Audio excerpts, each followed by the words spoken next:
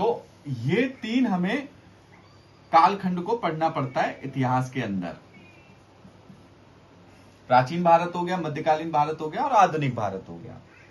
अब आप लोगों को सबसे हमें क्या करना है, हमें स्मार्ट स्टडी करना है। हमें ये नहीं करना है कि हमें सर्वज्ञ ज्ञाता नहीं बनना है, या हमको किसी भी उसमें पीएचडी नहीं करना है। हमको पढ़ना है एग्जाम ओरिएंटेड, कि एग्जाम में हमारे लिए किस सब्जेक्ट का, किस कालखंड का कितना वेटेज है।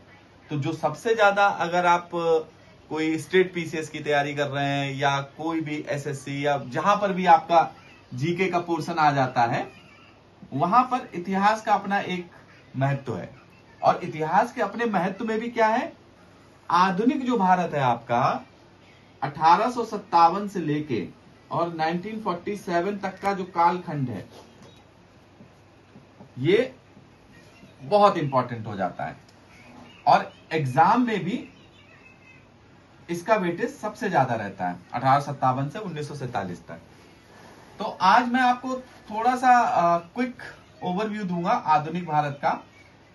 प्राचीन भारत इसके बाद हम करेंगे, देन उसके बाद हम मध्यकालीन भारत करेंगे, जिसमें हम बचपन से सुनते आ रहे मुगलों के बारे में कि कैसे कैसे भारत में मुगल आए और उन्होंने किस तरीके से शासन किया, और उसके बाद कैसे अंग्रेज आए और कैसे अंग्रेजों ने मुगलों का फायदा उठा के अपना प्रभाव प्रभुत्व स्थापित किया भारत के अंदर में। और जिसके बाद उन्होंने हमारे ऊपर कितने साल किया, 200 साल राज किया।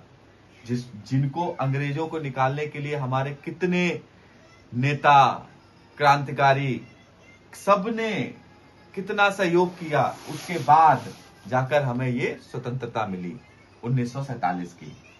अब मैं आपको, डस्टर मेरा मिल नहीं रहा है, तो हम सबसे पहले जो सबसे फेमस कैरेक्टर हैं गांधी जी। आपको पता भी होगा, हम गांधी जी को राष्ट्र पिता भी बुलाते हैं। तो गांधी जी के बारे आपने बचपन से सुना होगा, आप जब स्कूल में गए होंगे, जब आपको ठीक से आपकी स्टडी शुरू हुई होगी, जब आप कक्षा 5 में आए होंगे, 6 में आए होंगे, 7 में आए होंगे, तो आपके वहां पर एनसीईआरटी में आधुनिक भारत का इतिहास आ जाता है। तो आप लोग कमेंट करके बताएं कि गांधी जी के बारे में तो सभी जानते होंगे। तो गांधी जी का जन्म कब हुआ था, 2 अक्टूबर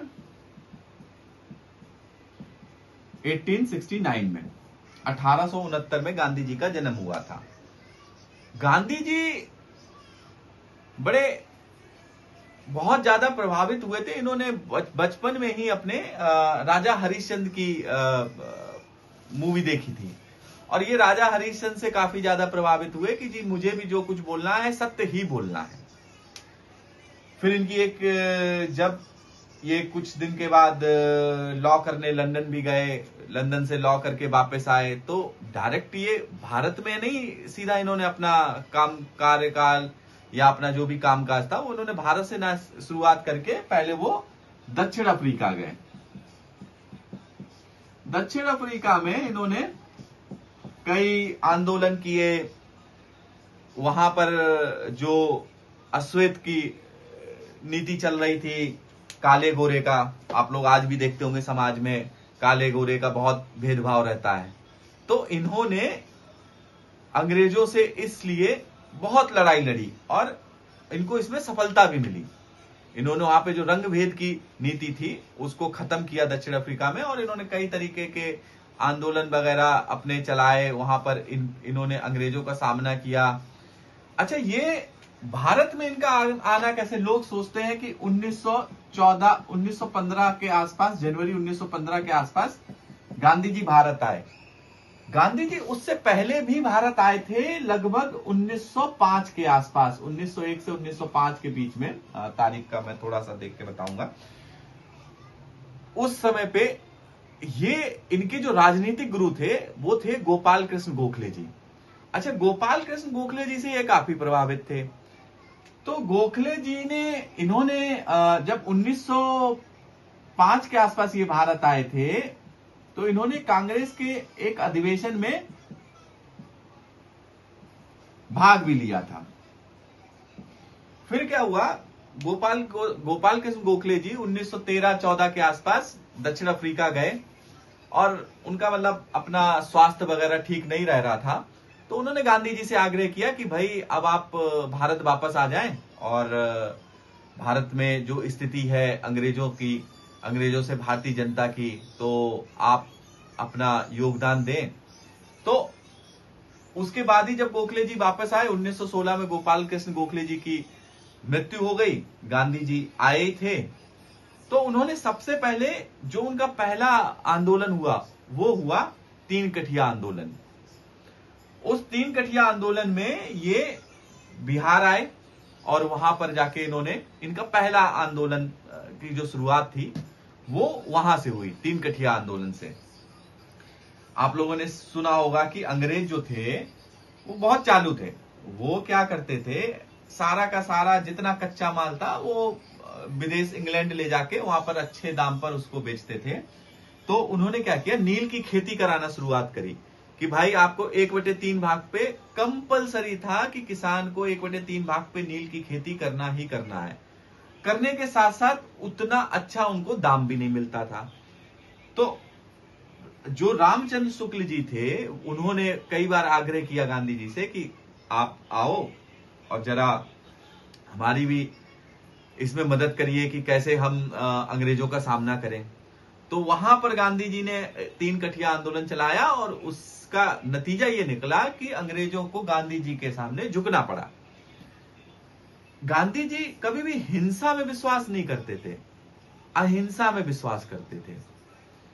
अब ये भी बड़ा एक चैलेंजेबल थिंग है कि हर कोई गांधी को, बहुत सारे लोग आप देखेंगे कि गांधी जी तो हमेशा झुकते ही थे। बहुत लोग कहते हैं कि भगत सिंह को अगर चाहते तो गांधी जी बचा सकते थे। ऐसा नहीं है, गांधी जी ने बहुत एफर्ट डाले थे। गांधी इरविन समझौता भी हुआ था, सारी चीजें थी। तो अब इतना ज्यादा उस चीज को लेके अंग्रेज खफा थे, उन्होंने कहा हम बाकी के नेताओं को छोड़ देंगे लेकिन हम क्रांतिकारी को नहीं छोड़ेंगे। तो उन्होंने भी बहुत सारी अपनी नीतियों का, चीजों का बहुत योगदान दिया। गांधी जी के साथ क्या था कि पहले क्या था, कांग्रेस के अंदर गरम दल और नरम दल, 2 दल हुआ करते थे। गांधी जी का क्या था, गांधी जी मिक्स राजनीति में विश्वास रखते थे। ऐसा नहीं था कि बिल्कुल झुक के ही काम करना है, ऐसा नहीं है कि बहुत एग्रेसिव होके ही काम करना है। तो इन्होंने अपनी उसी अवधारणा के साथ में जो चीजें लेके आए इन्होंने किया।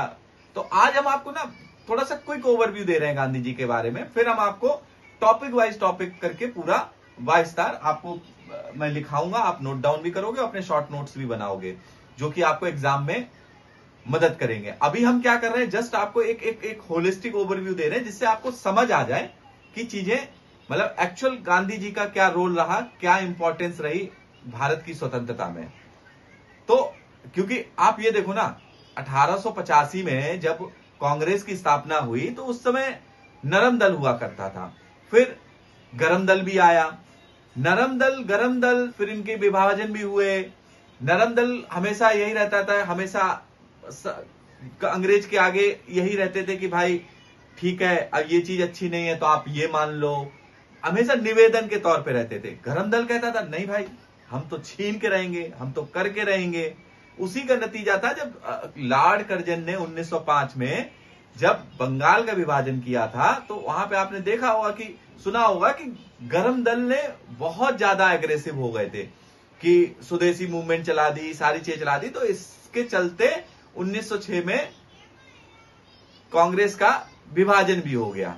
1906-7 के उसमें कांग्रेस का विभाजन हो गया, गरम दल अलग हो गया, नरम दल अलग हो गया।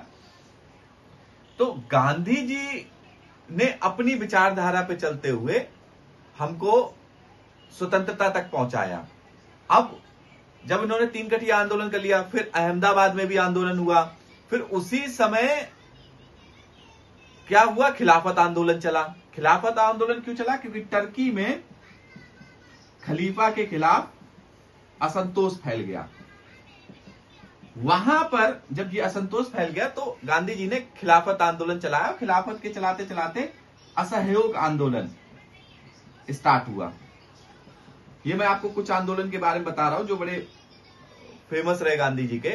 असहयोग आंदोलन चला। असहयोग आंदोलन में इनको काफी सफलता मिली, लेकिन उसी बीच क्या हुआ, चौरी चौरा की घटना घट गई। इस चौरी चौरा की घटना में क्या था, कुछ लोगों ने वहां पर पुलिस स्टेशन पे जाके 8, 9, 10 पुलिस वालों को जिंदा जला दिया। वहां से गांधी जी ने असहयोग आंदोलन को वापस ले लिया। एकदम पीक पे था आंदोलन, लेकिन अब वही था, गांधी जी अपने असूल के पक्के थे, उनको हिंसा को प्रमोट नहीं करते थे। तो उन्होंने क्या किया, उन्होंने असहयोग आंदोलन वापस ले लिया। फिर इस बीच में स्वराज की भी स्थापना हुई और भी बहुत सारी घटनाएं घटती रही। फिर 1927-28 में साइमन कमीशन आया। फिर इन्होंने अपना सविनय अवज्ञा आंदोलन चलाया।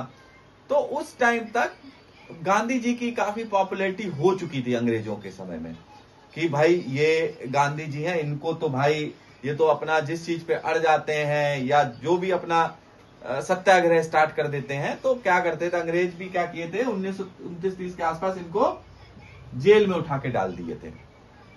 तो इन्होंने सविनय अवज्ञा जब चल रहा था तो ये जेल में थे, तो वहां पर इन्होंने तभी उसी समय ये अपनी इन्होंने किताब लिखी थी सत्य के प्रयोग, जो हम लोग पढ़ते हैं। उसमें उन्होंने बहुत सारी, अपनी यरवड़ा जेल में थे पुणे में, तो वहां पर इन्होंने काफी अपना उस समय में अपनी ये किताब वगैरह लिखी। फिर उसी टाइम पे गोलमेज सम्मेलन भी हुए, पहला और तीसरा।